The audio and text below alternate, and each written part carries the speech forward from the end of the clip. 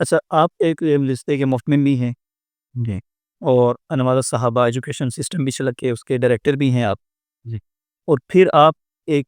مذہبی جماعت کے ڈویژن کے تنظیم کے ڈویژن کے صدر بھی ہیں۔ جی، تو یہ ساری چیزیں کیسے مینیج کرتے ہیں، کیسے آپ ان کو چلاتے ہیں؟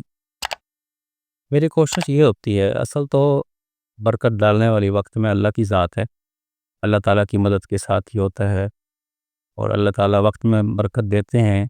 آپ صحیح نیت کے ساتھ، خلوص کے ساتھ کسی کام کے ساتھ لگ جائیں تو اللہ تعالیٰ برکت دیتے ہیں، کام ہوتا ہے۔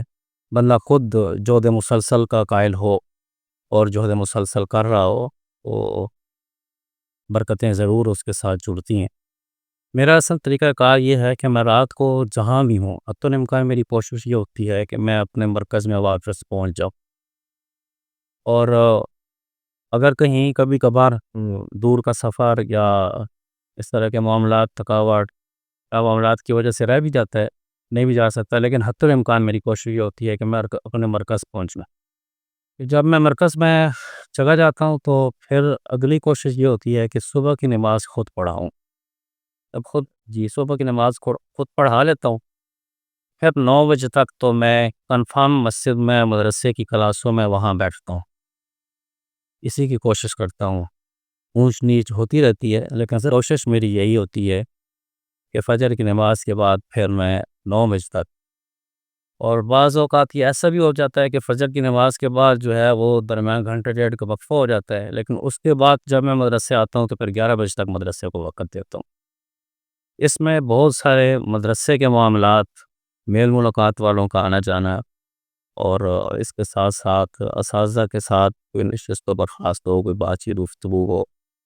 کلاسوں کو دیکھنا ہو، کوئی اسباق کو چیک کرنا ہو، مختلف بچوں کو بلا لیا، ان سے امتحان لے لیا۔ چونکہ میرے پاس شعبہ حفظ بھی ہے، شعبہ کتب بھی ہے، سکولنگ سسٹم بھی ہے، اور میں پھر وقتاً فوقتاً کسی استاد کو بلا لیا، کسی طالب علم کو بلا لیا، تو 11 بجے تک میری یہ مصروفیت رہتی ہے۔ 11 بجے کے بعد پھر میں کوشش یہ کرتا ہوں کہ جہاں بھی کوئی شیڈول بنا ہو میرا باقاعدہ، تو اس شیڈول پہ پھر میں سفر سے نکل جاتا ہوں، سفر شروع کر دیتا ہوں۔ تو آج بھی جیسے آپ کے پاس آنے کا اتفاق ہوا، اور یہاں جو ہمارا زون کا تنظیمی سیٹ اپ تھا، ان کی طرف سے مجھے ہفتہ 10 دن پہلے اطلاع کی گئی، میں نے وہ شیڈول بنا لیا، تو میں تقریباً 11 بجے کے بعد نکلا ہوں۔ تو 11 بجے کے بعد پھر مدرسے پہ نہیں رہتا، کوشش یہ ہوتی ہے کہ نکل جاؤ، کہیں مغرب کے بعد پہنچنا ہے، عشاء کے بعد پہنچنا ہے، تو تب بھی ایک تو اللہ تعالیٰ نے دل دماغ میں اس بات کو پیوست کر دیا ہے کہ جہاں جانا ہے بر وقت جانا ہے، جو دیا ہوا وقت ہے اس پہ پہنچ جانا ہے۔ اور سفر میرا 11 بجے کے بعد شروع ہو گیا تھا آج بھی، رستے میں چند علماء سے ملاقات تھی، ایک مدرسے میں جانا تھا، تو عرض یہ کر رہا کہ 11 بجے نکل جاتا ہوں، کہ جس ضلع میں بھی جا رہا ہوتا ہوں اس میں چونکہ مدرسوں کا سلسلہ ہے، یا ایجوکیشن سے، ہمارے سسٹم سے، ہمارے صحابہ ایجوکیشن سسٹم سے جڑے ہوئے جو لوگ ہیں ان کا کوئی سیٹ اپ ہے، تو وہاں پر اگر بر وقت پہنچ گیا تو وہاں چلا گیا، وہاں جا کے ان استادوں سے میل ملاقات کر لی، ان کے مدرسے کو چیک کر لیا، معاملات دیکھ لیے، اور باقی جو شام کا وقت ہوتا ہے تنظیم کو وقت دیتا ہوں، یعنی بیک وقت میں کوشش کرتا ہوں کہ برابری میں جامعہ اور جماعت، انوار صحابہ ایجوکیشن سسٹم اور جماعت، یہ برابر میں ساتھ ساتھ چلتے رہیں، وقت ضائع کیے بغیر اپنے ہدف کو بندہ پہنچتا رہے۔ اچھا، یہ تو ابھی تک تو ہم نے آپ کی ذات سے متعلق بہت سے سوال پوچھے مجھے، اب تھوڑا سا ہم اور ہر کچھ چیزیں پوچھتے ہیں آپ سے ضرور۔ اہ، بعض اوقات ہمیں ایسی چیزیں ہوتی ہیں کہ ہم لوگوں کی قدر جو ہے ان کی زندگی میں نہیں کرتے، اور جب وہ دنیا سے چلے جاتے ہیں تو پھر ہم ان کی قدر کرتے ہیں۔ جیسے کہ ابھی پھر حالات کچھ گمبھیر ہوئے ہیں مذہبی جماعتوں میں، کچھ ایک موضوع کے اوپر، تو جیسے مولانا اعظم طارق شہید رحمۃ اللہ علیہ جب زندہ تھے، اور اس وقت دوسری طرف جمعیت اور ہم نے طالب علمی دور میں یہ بحثیں بہت ہوتی تھی۔ جب مولانا اعظم طارق شہید رحمۃ اللہ علیہ دنیا سے چلے گئے، اب ہر کوئی ان کی تعریف کرتا ہے، تو یہ لوگ جب زندہ ہوتے ہیں تو اس وقت ہمیں کیوں قابل قبول نہیں ہوتے، اور مرنے کے بعد ہم ان کی تعریفیں کرتے ہیں؟ اصل میں اس میں سب سے پہلے بنیادی چیز یہ ذہن نشین رکھنی چاہیے مجھے بھی اور آپ کو بھی، کہ ہر بندہ اپنی ذہنی سطح کے مطابق بات کر رہا ہوتا ہے، بات سن رہا ہوتا ہے، بحث کر رہا ہوتا ہے، بات چیت چل رہی ہوتی ہے اپنی ذہنی سطح کے مطابق۔ جس کو آپ بحث مباحثہ کہیں یا تکرار کہیں، وہ اس سطح کے لوگ کر رہے ہوتے ہیں جن بیچاروں کی کوئی پہنچ نہیں ہوتی کسی بھی جگہ پر، یا ان کی ذہنی سطح ہی اتنی نہیں ہوتی کہ وہ اس سے اوپر کا سوچ سکیں۔ وہ اس سطح کے لوگ بحث و مباحثے میں لگے ہوں گے، تکرار کر رہے ہوں گے، آپس میں لڑائی جھگڑے تک آ جائیں گے، جبکہ جن لوگوں کی ہدف پہ نظر ہوتی ہے، مضبوط سوچ کے ساتھ چل رہے ہوتے ہیں، ان میں آپس میں اختلاف بھی ہو جاتا ہے، یہ نہیں کہ اختلاف نہیں ہوتا، لیکن کسی ایک نقطے پر جو مشترکہ نقطہ ہو اور اجتماعیت کا ہو، ملک و ملت کے فائدے کا ہو، دین کی بہتری کا ہو، اس میں اکٹھے بھی ہو جاتے ہیں۔ اختلافات، میں یہ عرض کیا کہ اختلاف ہو جاتا ہے، لیکن جو جس سٹیج کا ہوتا ہے وہ اس اختلاف کو اس سٹیج پہ رکھ کے بات کر رہا ہوتا ہے۔ آپ نے دیکھا ہوگا کہ جمعیت اور سپاہ کا اختلاف طلباء یا بالکل ابتدائی نوعمر لڑکے جو ہے وہ اختلاف کر رہے ہوتے ہیں، آپس میں لڑ جھگڑ بھی رہے ہوتے ہیں، لیکن ہم نے یہ بھی دیکھا کہ اعظم طارق صاحب شہید رحمۃ اللہ علیہ ہوں یا مولانا فضل الرحمان صاحب دامت فیوزی ہوں، یہ حضرات آپس میں بغل گیر ہوئے، ملاقاتیں کیں، اور ملک و ملت کے لیے وہ بوسے جی ملک و ملت کی بہتری کے لیے انہوں نے قدم اٹھائے، آگے بڑھے، مشترکات پہ ایک جگہ وہ نظر آئے۔ آج کی میں آپ کو بات بتاؤں، میں آتے ہوئے جو میں نے عرض کیا کہ میں راستے میں رکا ہوں، جمعیت علماء اسلام کے اسلام آباد کے ذمہ دار ہیں، میں ان سے مل کے آ رہا ہوں، اور یہ ہے کہ میں تو اکثر بات کرتا ہوں کہ ہمیں دینی کاموں میں رفیق بننا چاہیے، فریق نہیں بننا چاہیے۔ ہم رفیق بن کے ایک دوسرے کی معاونت کر کے آگے بڑھتے رہیں، کام کرتے رہیں، تو وہ یقیناً دنیا آخرت کی بھلائی کا ذریعہ اور سبب ہے۔ لیکن اگر ہم فریق بن کے کھڑے ہو جائیں گے دین کے کام میں، اور وہ بھی ایسا کہ اپنی سوچ کے مطابق، بھائی ہماری سوچ کو یہ پسند نہیں ہے، ہماری سوچ کے مطابق یہ ٹھیک نہیں ہے، تو ہم نے جو ہے ایسا کر لیا ہے، ایسا نہیں ہوتا۔ اگلی بات جو آپ نے سوال کیا کہ زندگی میں قدر نہیں ہوتی اور زندگی کے بعد قدر ہوتی ہے، آپ جس شخصیت کو قدر کی نگاہ سے دیکھ رہے ہیں، ضروری نہیں ہے کہ آپ اس کے ساتھ ہی کھڑے ہوں۔ جیسے ابھی ملک میں موجودہ اگر دیکھ لیے، جیسے مفتی تقی عثمانی صاحب دامت فیوزہم، اور ہمارے ناظم اعلیٰ وفاق المدارس کے قاری محمد حنیف جلندری صاحب ہیں، دیگر بڑے بڑے لوگ موجود ہیں، شاید میری ایک ملاقات بھی نہیں، لیکن دل و جان سے ان کی قدر ہے، احترام ہے، اور وہ جس سٹیج پہ کھڑے ہو کر دین کا کام کر رہے ہیں، یا جس نقطۂ نظر کو وہ لے کے آگے بڑھ رہے ہیں، اگر میں اس فیلڈ سے منسلک ہوں تو پھر میں کسی جگہ اختلاف کر سکتا ہوں، اس اعتبار سے کہ میں ان کے برابر بھی ہوں، اور اگر میں برابر ہی نہیں ہوں، میں اس سطح پہ انہیں دیکھ ہی نہیں سکتا، سوچ ہی نہیں سکتا، یا یہ ہے کہ وہ جس محاذ پہ لڑ رہے ہیں وہ محاذ میرا ہے ہی نہیں، میں اس کو جانتا ہی نہیں ہوں، تو پھر تو کوئی معنی نہیں رکھتا کہ میں اختلاف کروں۔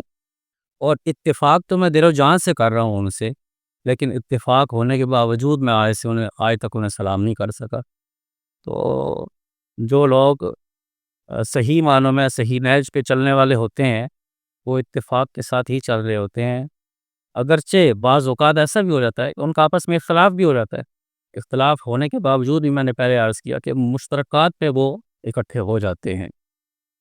آج کل ہمارے معاشرے میں چونکہ اتفاق اس چیز کو کہا جاتا ہے کہ آپ اپنے بڑے کے منہ پر اس کے نعرے لگائیں، جبکہ میں اس چیز کا قائل ہوں، اور میں یہ چیز کہتا ہوں، اور اسے میں آگے پہنچانے کی کوشش بھی کرتا ہوں کہ آپ ظاہر میں ان کے کھڑے ہو کر ان کے سامنے ان کے نعرے لگائیں یا نہ لگائیں، اگر آپ ان سے متفق ہیں تو ان کے ساتھ چل کے کام کریں، اور اگر آپ ان کے اصول سے متفق نہیں ہیں، اور آپ کا اتنا سٹیٹس ہے کہ آپ ان سے بات کر سکتے ہیں یا آپ ان کے برابر ہیں، جو وہ دیکھ رہے ہیں وہ آپ بھی دیکھ رہے ہیں، اگر آپ یہ سمجھتے ہیں کہ ان سے اختلاف کر سکتے ہیں، تو میرا خیال سب سے بڑے اتفاق کی بات یہی ہے کہ آپ ان سے اختلاف کریں۔ نیت درست ہونی چاہیے، راہ راست کی نیت ہونی چاہیے، صحیح نیت ہونی چاہیے، تو پھر میرا خیال ہے کہ اختلاف کرنا بھی کوئی نقصان دہ عمل انسان ہے، انسان تو عقل رکھتا ہے، اختلاف کا تو حق ہے جی۔ اچھا، میری آپ سے اگلا سوال یہ ہے کہ ابھی آپ نے کہا کہ ایک دوسرے کے رفیق بنے، جی۔ تو آپ ایم ایس او کا حصہ رہے، دیگر تنظیمی کا جماعتوں میں آپ نے کام کیا، اور اب آپ ان سب سے کٹ کر ایک نئی جماعت میں آ گئے. کیا وجہ بنی کہ حضرت جنوی سے جو جماعت چلی آ رہی تھی چیز ہے کہ اس کے اوپر نام تبدیل ہوئے، پابندیاں لگی، اس سارے پروسیس کے باوجود اس لیڈرشپ سے آپ کے کیا اختلاف ہیں کہ آپ ایک نئی جماعت کی طرف آ گئے، آپ ان کے رفیق نہیں بنے، آپ آ کے ان کے فریق بن گئے؟ میں آج آپ کے اس مین پوائنٹ میڈیا کی وساطت سے یہ کہنا چاہتا ہوں کہ ہم سب کے رفیق ہیں. آئے کوئی ہمارے ساتھ بیٹھ جائے اور ہم ان کے ساتھ بیٹھنے کو تیار ہیں. رفیق بننے کا مطلب یا جماعت بننے کا مطلب، اگر آپ یہ سمجھتے ہیں نا کہ چند لوگ اکٹھے ہوئے اور وہ علیحدہ ہو گئے تو وہ ایک علیحدہ جماعت بن گئی، چند لوگ پھر اکٹھے ہوئے اور وہ علیحدہ بیٹھے تو علیحدہ جماعت بن گئی، چند لوگ پھر اکٹھے ہوئے علیحدہ بیٹھے تو علیحدہ جماعت بن گئی. جماعت اصل میں اس کا نام ہی نہیں ہے. جماعت نام ہے صحیح نہج پہ، صحیح نیت کے ساتھ، قرآن و سنت شریعت کو مد نظر رکھتے ہوئے ایک راستے پہ چلنے کا. اگر ہم اس چیز کو لے لیں کہ یہ جماعت یہ جماعت یہ جماعت، یا یہ امیر یہ امیر یہ امیر، اگر اس چیز کو لے لیں تو پھر تو میرا خیال ہے کہ وہ 72 فرقے جہنم جانے والے اور ایک جنت جانے والا، کون جنت جائے گا؟ کون سی جماعت ہے جو جنت جانے والی؟ یا کوئی یہ کہے کہ ید اللہ علی الجماع، ہماری جماعت پہ تو اللہ کا ہاتھ ہے، باقی کسی جماعت پر اللہ کا ہاتھ نہیں ہے، تو کس جماعت پہ اللہ کا ہاتھ ہے؟ اور ہم کس طرح کہہ سکتے ہیں کہ کوئی مسلمانوں کی جماعت جو صحیح نہج پہ، صحیح طریقے پہ، کاز مشن قرآن و سنت کے مطابق چل رہی ہے، ہم کہیں کہ وہ تو ٹھیک نہیں ہے یہ ٹھیک ہے؟ ایسا نہیں ہوتا. بلکہ آپ جس طریقہ کار سے کام کر رہے ہوتے ہیں اور جس طریقے کو آپ بہتر سمجھ رہے ہوتے ہیں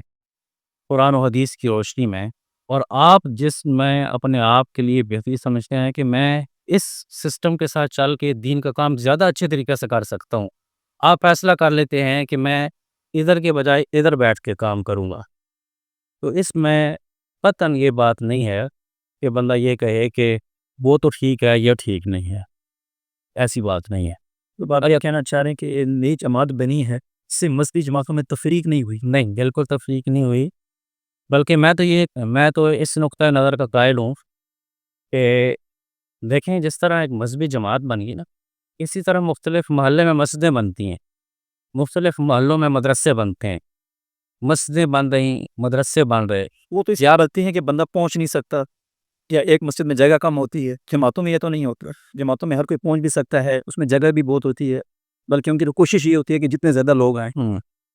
میرا خیال ہے کہ چونکہ آپ کا کسی مذہبی تنظیم سے اس طرح کی وابستگی نہیں ہے کہ آپ یہ کہہ رہے ہیں کہ جواب کے حکم آپ یہ کہہ رہے ہیں کہ ہر بندہ ہر جگہ پہ پہنچ سکتا ہے، یا ہر بندہ جو ہے وہ ہر سطح پہ اپنا کام کر سکتا ہے، یا ہر بندہ ہر جگہ پہ اپنی بات کر سکتا ہے. ایسا نہیں ہوتا. مذہبی تنظیموں میں یا تحریکوں میں یہ ہوتا ہے کہ ہر بندے کی ایک اپنی جگہ ہوتی ہے، اس پہ رہ کے وہ بات کر سکتا ہوتا ہے. شاید یہاں کا اسلام آباد کا رہنے والا وہ اگر کراچی اپنی جماعت تک بات پہنچانا چاہے تو وہ ساری زندگی نہ پہنچا سکے، ایک رکن ہونے کی حیثیت سے یا ایک ورکر ہونے کی حیثیت سے. جس طرح آپ نے پہلے خود ہی بتایا کہ صوبے پہ ضلع بلائی ساری ترتیب ہوتی ہے، تو اس طریقے سے بندہ اپنے لیول تک تو بات کرتا ہے. بس بہتر سے بہتر انداز تو آپ جا رہے ہیں چاہ آپ کو اس جماعت میں عہدے نہیں ملے، اب آپ نے وہ نئی جماعت کی طرف لائے گا کہ آپ کو عہدے مل جائے. نہیں، بات عہدوں کی نہیں ہے، بات کام کی ہے، کام کی بات ہے. ہم نے وہاں پر میں نے عرض کیا کہ میرے پاس تو ایک وقت میں 2 عہدے بھی رہے ہیں، یعنی ادھر میں ضلع کا ناظم بھی رہا ہوں ایم ایس او کا، اور دوسری طرف بالائی جماعت کا ضلع کا ڈپٹی سیکرٹری بھی رہا ہوں. تو عہدوں کی بات نہیں ہے، بات کام کی ہے. آپ جس جگہ پہ یہ سمجھتے ہیں نا کہ یہاں ہم سے آپ کام نہیں لیا جاتا یا کرنے نہیں دیا جاتا، یا یہ ہے کہ کرنے بھی دیا جاتا ہے، لینے والا کام لینے والے بھی موجود ہیں، لیکن آپ اس جگہ پر اس انداز میں کام کر نہیں سکتے. آپ فیصلہ کر لیتے ہیں کہ میں نے دوسرے رخ پہ ہو کے کام کرنا ہے. تو یہ جماعتوں کی تفریق نہیں ہوتی، یا یہ ہے کہ علیحدہ جماعت میں اس میں آپ کو یہ بھی ایڈ کر دوں کہ سنی سلامتی پاکستان، میں تو چونکہ راولپنڈی ڈویژن کا ذمہ دار ہوں، تو میں اپنے ڈویژن کی حد تک یہ بات کر سکتا ہوں کہ یہاں پر ساری جماعتیں میری جماعتیں ہیں، اور میری جماعت کو کوئی اپنی جماعت سمجھے تو یہ اس کی جماعت ہے۔ یعنی یہاں پر ختم نبوت کے عنوان پر مختلف لوگ کام کر رہے ہیں۔ دفاع صحابہ کے عنوان پہ یا مدح صحابہ کے عنوان پر اگر ہم اسی چیز کو یوں لے لیں نا کہ علیحدہ جماعت بنانے کی ضرورت نہیں تھی، تو حضرت جنگوی صاحب شہید رحمۃ اللہ علیہ نے جس وقت کام شروع کیا اس وقت تنظیم اہل سنت موجود تھی، علامہ استاد توسیع صاحب رحمۃ اللہ علیہ کی۔ اس وقت تحریک خدام اہل سنت موجود تھی، حضرت قاضی مظہر حسین صاحب رحمۃ اللہ علیہ کی، اور دیگر بہت سارے اکابر اس عنوان پر کام کر رہے تھے۔ حضرت اعظم صاحب شہید رحمۃ اللہ علیہ بھی اپنے جگہ پہ کراچی میں ایک انجمن یا بزم کے تحت کام کر رہے تھے۔ حضرت حیدری صاحب شہید رحمۃ اللہ علیہ بھی اپنی جگہ پر کام کر رہے تھے ایک باقاعدہ بزم اور انجمن کے تحت۔ تو یہ سارے لوگ اپنی اپنی جگہ پر کام کرنے والے موجود تھے، لیکن زیادہ ضرورت و اہمیت اور کام کو ایک نئے انداز میں اور ولولے کے ساتھ آگے پہنچانا اور اس کام کو اس اعتبار سے بہتر سمجھنا جس اعتبار سے جنگوی صاحب نے جماعت کی بنیاد رکھی تھی، اس کو بہتر سمجھتے ہوئے حضرت نے بنیاد رکھی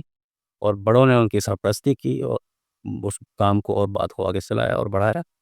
تو اس لیے یہ ایسا کوئی مسئلہ نہیں ہے، ابھی بھی مشترکات پہ ساری جماعتیں اکٹھی ہو جاتی ہیں، اور وقت آئے گا کہ انشاءاللہ آپ کو دیگر جس طرح ساری جماعتیں اکٹھی ہوتی ہیں، سنی سلامتی ایسا پلیٹ فارم مہیا کرے گی کہ ساری جماعتیں اس پہ اکٹھی ہوں، کوئی اور جماعت پلیٹ فارم مہیا کرے گی، سنی سلامتی بھی وہاں پہ موجود ہوگی، دیگر جماعتیں موجود ہوں گی انشاءاللہ۔ اچھا، جس طریقے سے آپ نے کہا کہ کام کرنے کی نیت ہے، کام کرنا ہوتا ہے، تو آپ کی جماعت میں اور سنی علماء کونسل میں ایسا کون سا فرق ہے کہ آپ اس کے تحت وہ کام کر سکتے ہیں اور ہاں وہ کام آپ نہیں کر سکتے؟ تحریک خدام اہل سنت ایک تنظیم، ایک تحریک ہے۔ تنظیم اہل سنت عبدالستار توسیع صاحب کی جماعت چل رہی ہے، موجود ہے۔ اسی طرح یہ دو ان جماعتوں کا میں نے نام لیا جو مدح صحابہ پہ کام کر رہی ہیں۔ اسی طرح سنی علماء کونسل بھی اپنے انداز میں کام کر رہی ہے۔ تو میں ان باقی جماعتوں کا کچھ نہیں بتا سکتا کہ کون کس طرح کام کر رہا ہے۔ سوال آپ سے اس لیے بار بار ہوتا ہے کہ آپ باقی جماعتوں میں رہے نہیں، آپ سنی علماء کونسل کے سیٹ اپ سے گزر کر آئیں، یا یوں کہا جائے کہ حضرت جنوی نے یہ جماعت بنائی تھی اور مسعود صاحب ان کے بیٹے ہیں، وہ اس جماعت سے الگ ہوئے۔ جی، تو یہ سوال اس تناظر میں آپ سے بار بار کیا جاتا ہے۔ اصل میں سنی علماء کونسل جو جماعت ہے یہ حضرت جنگی صاحب شہید رحمۃ اللہ علیہ کی جماعت نہیں ہے، اور نہ ہی اس جماعت میں جو پرچم ہے وہ حضرت جنگی صاحب کا بنایا ہوا پرچم ہے،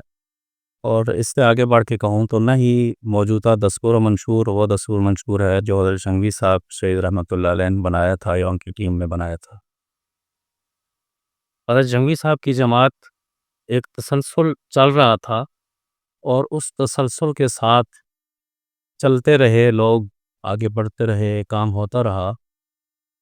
بہت سارے لوگ تو بہت وقت پہلے ہی اس سیٹ اپ سے علیحدہ ہو کر مختلف جگہوں پر چلے گئے۔ آپ نے موجودہ میرے ذہن میں نام آ گیا یحییٰ عباسی صاحب، یہ ان ابتدائی اور بنیادی لوگوں میں تھے جو حضرت جنگی صاحب کی جماعت کے ساتھ تھے، تو لنگے منجالے وہ جمعیت علماء اسلام میں چلے گئے۔ اسی طرح اگر یہ سوال کیا جائے کہ جنگی صاحب کی بنائی ہوئی جماعت کو 40 سال ہونے کو ہیں، اگر یہ کہا جائے کہ یہ اسی کا تسلسل ہے، تو یہ سوال کیا جا سکتا ہے کہ 40 سال اس جماعت میں رہنے والے کتنے افراد ہیں۔ لیکن ایک انفرادی حیثیت اور ایک ہٹ کے جماعت بنا لینا، یہ دو الگ چیزیں۔ جماعت تب بھی بن سکتی ہے جب آپ کے پاس اس جماعت کو بنانے والا کوئی موجود ہو۔ جب تک آپ کے پاس کوئی جماعت بنانے والا موجود نہیں ہے، اس وقت تک تو جماعت نہیں بن سکتی۔ یا کسی بھی جماعت کو آپ تسلسل سے اگر لے کے چلنا چاہیں، یا جس جماعت کا تسلسل ٹوٹ گیا ہو اور اس تسلسل کو دوبارہ بحال کرنا چاہیں، تو آپ تب ہی کر سکتے ہیں جب آپ کے پاس کوئی قائد ہو، کوئی لیڈر ہو، کوئی ایسا بندہ ہو جو اس کو لیڈ کرے اور سسٹم کو آگے چلائے۔ تو یہ جماعت حضرت جنگوی صاحب شہید رحمۃ اللہ علیہ نے جو بنائی وہ چلتی رہی کافی وقت۔ حضرات قائدین شہداء جو ہمارے حضرت حیدری صاحب شہید رحمۃ اللہ علیہ تک حضرات چلتے رہے، بنتے رہے۔ بلکہ میں آگے پڑھ کے یہ کہوں کہ حضرت سنی علماء کونسل کے جو اس وقت کے سربراہ ہیں قائد اہل سنت حضرت مولانا محمد احمد لدھیانوی صاحب دامت قیوم، اسی طرح جو موجودہ ابھی اس وقت کے صدر ہیں حضرت مولانا غازی اسلام غازی اورنگزیب فاروقی صاحب دامت قیوم، تو یہ احباب بھی اس جماعت کے تسلسل کو ہی لے کے ابتدا میں چلتے رہے ہیں، لیکن جو وقت گزرتا گیا ہے ہر بندے نے اس کو جج کیا، دیکھا، اس کی سوچ اپنی تھی، اس نے آزاد سوچ کے ساتھ سوچا، جو جتنے اتفاق کے ساتھ چل سکتا تھا یا جس حد تک وہ جا سکتا تھا اس حد تک وہ ساتھ گیا، ساتھ چلا۔ پھر بہت سارے لوگ ایسے کہ وہ چھوڑ دیا انہوں نے، میں نے جیسے پہلے کیا کہ 40 سال جماعت کو ہونے کو ہیں، اور اس وقت جماعت میں 40 سال یعنی 40 آپ یوں سمجھ لیں کہ کم از کم 18-20 سال کا کوئی نوجوان ہوگا تو جماعت کے ساتھ جڑا ہوگا، تو اب اس وقت 60 سال کی عمر کے کتنے لوگ ہیں اس سسٹم میں جڑے ہوئے اور چلے ہوئے، جن کو یہ کہا جائے کہ یہ وہ لوگ ہیں جو حضرت جنگوی صاحب شہید رحمۃ اللہ علیہ کی جماعت کے ساتھ جڑے تھے، چلے تھے، یا بعد میں حضرت نثار قاسمی شہید رحمۃ اللہ علیہ کے ساتھ آئے تھے، یا ان کے ساتھ ان کے بعد حضرت فاروقی شہید رحمۃ اللہ علیہ کے ساتھ، یا اعظم شہید رحمۃ اللہ علیہ، یا حیدری صاحب شہید رحمۃ اللہ علیہ کے ساتھ آئے تھے، کام کیا تھا، پھر آگے بڑھ رہے ہیں، اسی تسلسل کو، اسی چیز کو آگے لے کے چل رہے ہیں۔ تو چونکہ آپ نے سوال مجھ سے خاصتاً اس انداز میں کیا ہے کہ سنی علماء کونسل میں چلا ہوں، اب تو میں اسی کا جواب دوں۔ ویسے تو میں نے عمومی جواب دے دیا کہ جس طرح باقی تحریکیں اور تنظیمیں اور جماعتیں چل رہی ہیں ان کا جواب تو وہی دے سکتے ہیں، میں تو اپنے جس سیٹ اپ میں چل رہا ہوں اس کا جواب دے سکتا ہوں۔ اور سنی علماء کونسل کے حوالے سے بھی اگر مجھ سے اس وقت سوال ہوتا ہے جس وقت میں موجود تھا، تو شاید میں اس جواب کو کسی اور انداز میں آپ کے سامنے پیش کرتا، یا ان کے ساتھ جڑ کے چل رہا تھا تو اس وقت ان کا دفاع کرتا، اگرچہ میں دل و جان سے شاید تسلیم نہ کر رہا ہوتا لیکن پھر بھی دفاع کرتا۔ تو اب چونکہ میں ایک علیحدہ سیٹ اپ کے ساتھ چل رہا ہوں اور اسی نقطۂ نظر کے ساتھ چل رہا ہوں کہ مجھے وہاں کام کرنے کا اس طرح موقع نہیں ملا، آپ بھی موجود ہیں، ہم بھی موجود ہیں، میرا خیال ہے کہ 2 سال 2.5 سال سے پہلے آپ نے میرا نام نہیں سنا ہوگا، نہیں دیکھا ہوگا، یہ تعارف آپ کو نہیں ہوگا، لیکن آج ہے، جبکہ ڈویژن میں تو میں ایک ہی ذمہ دار ہوں، میرے ساتھ کوئی پوری ٹیم تو ہے نہیں کہ وہ سارے ڈویژن میں کام ہو رہا ہو اس طرح کا، اور میں الحمدللہ ہر جگہ پہ پہنچتا ہوں۔ تو میں نے یہ سمجھا ہے کہ میری یہ جو صلاحیتیں ہیں ان صلاحیتوں سے کام نہیں لیا جا رہا، یا میں نے یہ سمجھا ہے کہ جس طرح مجھے کام کرنا چاہیے اس طرح میں اس جگہ پہ کام نہیں کر پا رہا، تو میں نے فیصلہ کیا کہ میں خاموش بیٹھ جاؤں۔ ابتدا میری خاموشی سے ہوئی ہے، پھر خاموشی کے بعد چونکہ حضرت جنگوی صاحب شہید رحمۃ اللہ علیہ کو فرزند آئے اور انہوں نے ایک نیا سیٹ اپ اور ایک نیا نظم اور جماعت ترتیب دی بنایا، تو مجھے یہ سمجھ میں آیا کہ کل ہم حق نواز شہید رحمۃ اللہ علیہ کے ساتھ تھے،